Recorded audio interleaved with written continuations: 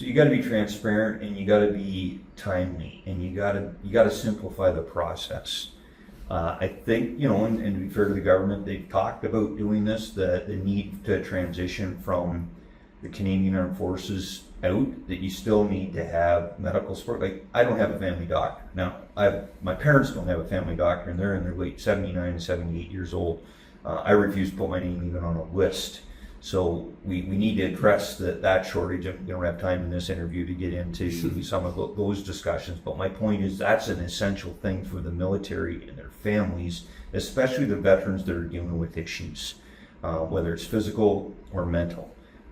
They need to have that support. So lining that up, this idea of having to re-demonstrate the injury that you were potentially released from the Canadian Armed Forces for, whether it's mentally or physically, and then you get out and to have to prove that to VAC, is absurd in my viewpoint. So the government needs to streamline that process.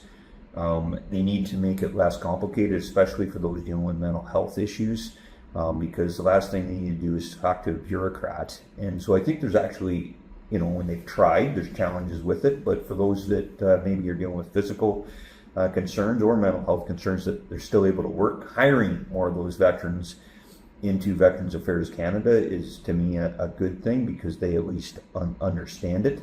But you got to balance that too, so you're not actually, if they're dealing with issues, that you're not actually exacerbating their own challenges.